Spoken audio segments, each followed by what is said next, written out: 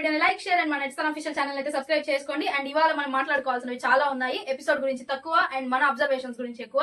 చాలా serious matter చెప్తున్నాను. First అయితే ఎపిసోడ్ ఏం జరిగింది ఇవాళ అనేది మనం బ్రీఫ్ గా కంప్లీట్ చేసేద్దాం. ఎందుకంటే పెద్దగా ఏం జరగలేదు. జస్ట్ మనకి ఇవాళ జరిగిన వాటిలో మెయిన్ ఏంటంటే ఎవిక్షన్ ఒకటే. సేఫ్ అన్సేఫ్ అన్నది అది కామన్ గా జరిగేది. అండ్ ఎవిక్షన్ ఎవరు ఎవిక్ట్ అయ్యారు ఏంటి అన్నది లాస్ట్ వీడియోలో నేను రివీల్ చేస్తాను. కానీ టోటల్ గా మనం ఈ వీడియోలో అయితే మాట్లాడుకుందాము. ఎందుకంటే సండే ఫండే కదా, సో ఏంటంటే అంత ఉండదు. And so let's start day 8 of Big Boss season 9 first eviction of season. And first వచ్చేసి దాన్ని సేవ్ చేస్తారు. స్టార్టింగ్ ఎవ్రీ సీజన్ లో ఎవ్రీ వీక్ జరిగేదే. ఫస్ట్ అయితే సేవింగ్స్ జరుగుతాయి. అలా సేవింగ్స్ లో మాత్రం రాము అండ్ సంజన గారిని అయితే సేవ్ చేశారు. అండ్ మిగతా వాళ్ళందరూ అన్సేఫ్. అండ్ నిన్న మిగిలిన బాక్సెస్, ఆ బాక్సెస్ లో ఇంకా వాటిని కంటిన్యూ చేశారు గేమ్. అండ్ ఫస్ట్ బాక్స్ లో అయితే ఎంటీ వచ్చింది బాక్స్. ఏంటి ఎంటీ అని అంటే, మీ ఇష్యూస్ ఏమన్నా ఉంటే నాతో చెప్పండి అని చెప్పేసి అయితే నాకు సార్ చెప్పారు.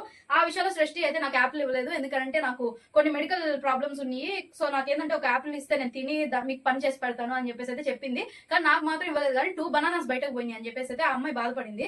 ఆ విషయంలో ప్రియా అయితే ఒప్పుకునింది, నేనే ఇచ్చాను 2 బనానాస్. కానీ మరి సృష్టికి ఎందుకు ఇవ్వలేదు అని అడిగితే ఆ అమ్మాయి నాకు వచ్చి చెప్పింది, కానీ నాకు రిమైండ్ చేయలేదు.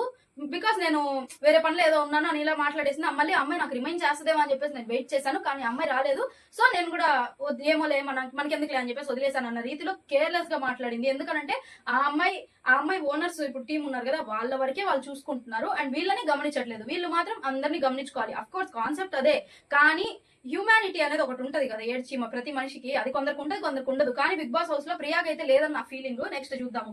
అండ్ నెక్స్ట్ ఆ విషయంలో ఇంకా నెక్స్ట్ థమ్స్అప్ విషయంలో కూడా ఆయన మాట్లాడారు నాకు సార్. ఏంటంటే కెప్టెన్ గా నువ్వు ఒక థమ్స్అప్ ని జాగ్రత్తగా చూసుకోలేకపోయావు, ఇంకా నువ్వు హోల్ హౌస్ ని ఎలా కంట్రోల్ చేయగలుగుతావు అన్న రీతిలో ఆయన ఒక మాట వదిలితే, ఇంకా సంజన గారు చెప్పారు ఆ దొంగని ఎలాగైనా నేను పట్టుకోవాలని చెప్పేసి నేను చాలా ట్రై చేశాను, కానీ ఆ దొంగ నా చేతికి దొరకలేదు ఇప్పటి వరకు కూడా అని చెప్తే, ఇంకా అప్పుడు ఈయన పక్క నవ్వేసి, అదే పెద్ద జోక్ కాదు, పక్క నవ్వేసి వీడియోస్ అయితే ప్లే చేశారు. 2 వీడియోస్. అండ్ అదే బనానా దొంగతనం చేసి తినేశారు కదా కిచెన్ దగ్గర తనుజ అండ్ ఇమాన్యుయల్ వీళ్ళు, ఆ video. And next Thums Up video. ఈ 2 మన ఖాన్ గారి వీడియో, వీళ్ళిద్దరు వీడియో అయితే ప్లే చేశారు. అండ్ మొత్తం షాక్ అయిపోయారు. మాస్క్ మ్యాన్ ఇక్కడ ఏం చేశారని అడిగితే, మాస్క్ ఆఫ్ ద జోరో అని సహాయం చేశాడంట. అంటే ఆవిడ ఇప్పుడు వాళ్ళ ప్రియా అండ్ ఈ అమ్మాయి ఉంది కదా ఫ్లోరా, వీళ్ళిద్దరికి దాహం తీర్చాడంట ఆయన. పాపం పని చేస్తారు కష్టపడి అని చెప్పి చాలా చల్లగా దాహం తీర్చాడంట.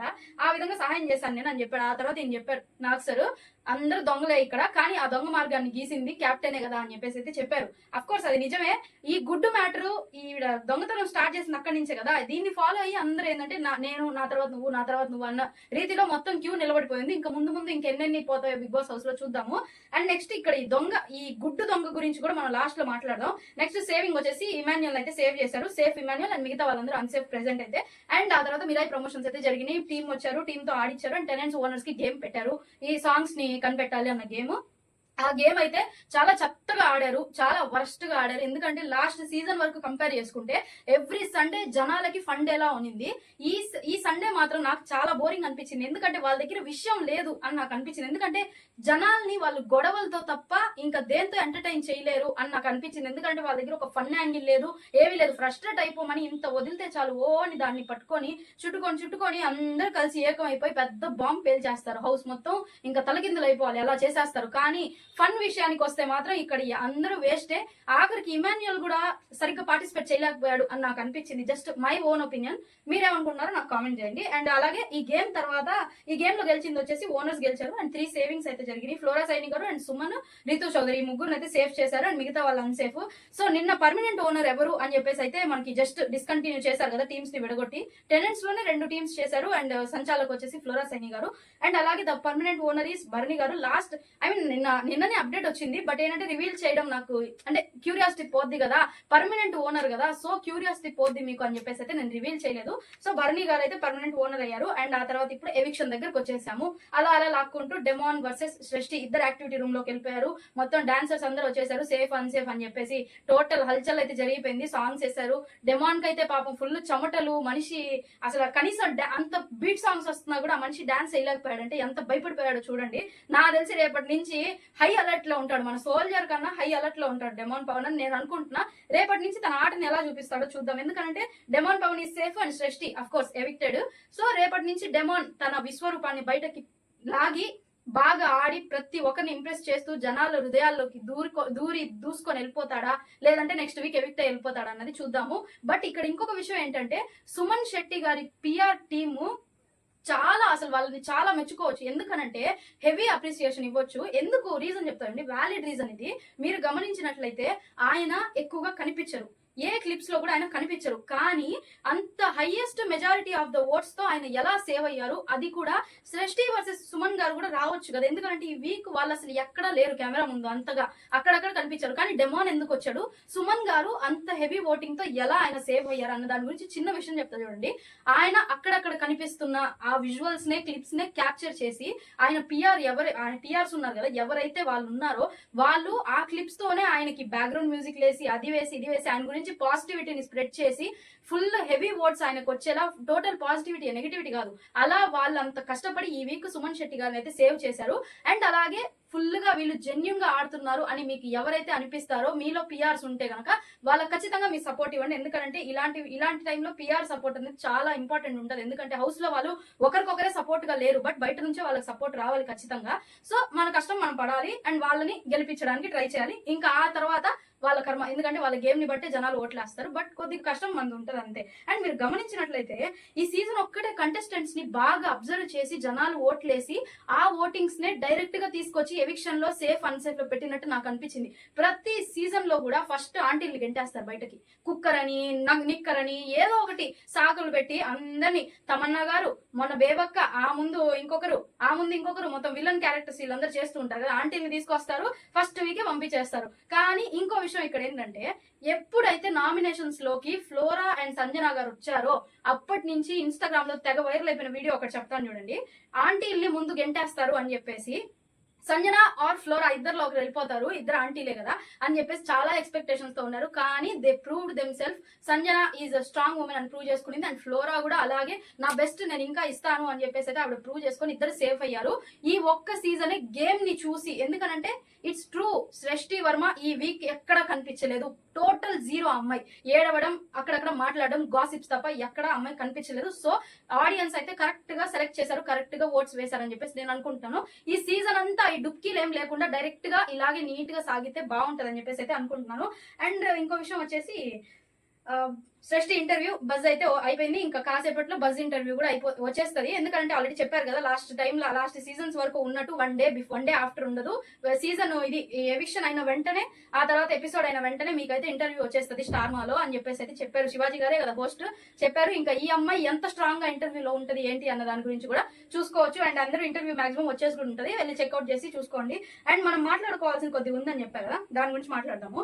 నాగార్జున గారు నిన్న ఓకే, నార్మల్ గా నీట్ గా జరిగింది ఎవ్రీథింగ్. ఎందుకంటే ఎక్కడ టెనెంట్స్, ఐ మీన్ ఓనర్స్ ఎక్కడ ఏమేమి తప్పులు చేశారు, హరీష్ గారు ఏం చేశారు, కళ్యాణ్ ఏం చేశాడు, డెమోన్ ఏం చేశాడు, ఎవ్రీథింగ్ శ్రీజా దమ్ముతో సహా ప్రతి ఒక్కరిని వేసుకున్నాడు ఆయన. ఈ రోజు ఎపిసోడ్ అయ్యే వరకు ఆగి మాట్లాడదాం అని అనుకున్నా. ఎందుకంటే కొన్ని బాక్సెస్ మిగిలి ఉన్నాయి అని చెప్పి వాళ్ళు డిస్కంటిన్యూ చేశారు కాబట్టి నిన్న ఈ టాపిక్ నేను నిన్న మాట్లాడలేదు. ఎందుకంటే మేబీ నేను అనుకున్నది ఇవాళ రాంగ్ అవ్వచ్చేమో అని అనుకున్నా, కానీ ఖచ్చితంగా నేను అనుకున్నదే రైట్ ఇక్కడ జరిగింది. అసలు ఏంటన్నది చెప్తా వినండి. టోటల్ బ్లేమ్ మొత్తం ఓనర్స్ మీద వేస్తారు. నిన్న ఈయనే పెద్ద సెలబ్రిటీ అని చెప్పేసి నాగార్జున గారు సెలబ్రిటీస్ ని సపోర్ట్ చేస్తున్నారా అని నాకు అనిపించింది. ఎక్కడ జరిగింది ఏంటన్నది కూడా చెప్తాను చూడండి. ప్రతి విషయంలో నిన్న ఓనర్స్ ని ఏపుకు తిన్నారు. మీరు ఇలా చేశారు, అలా చేశారు అని చెప్పి సీరియస్ అయిపోయి లాంగ్వేజ్ అని, స్టేట్మెంట్ అని, క్వశ్చన్ అని, మీకే మీకు క్లారిటీ లేదని చెప్పేసి అసలు మీరు ఏమనుకుంటున్నారు, మీరు అహంకారం చూపిస్తున్నారు, ఓనర్స్ ఎక్కువ చేస్తున్నారు అని చెప్పేసి అన్నని మాటే లేదు. ప్రతి ఒక్కటి అఫ్ కోర్స్ వాళ్ళు చేశారు, తప్పే చేశారు, వాళ్ళు అహంకారం చూపిస్తున్నారు, వాళ్ళు బలుపు చూపిస్తున్నారు. కామనర్స్ కదా వీళ్ళు ఏం చేయలేరులే అని అనుకున్నారేమో సెలబ్రిటీస్, మనం తగ్గకూడదు అన్న రీతిలో వాళ్ళని వాళ్ళు ప్రూవ్ చేసుకుంటున్నారు. కొన్ని తప్పులు కూడా చేస్తున్నారు, కాదని లేదు. కానీ డే 1 డే 2 లో జరిగిన విషయాలకి మనం కొద్దిగా బ్యాక్ వెళ్ళి మాట్లాడుకుందాము.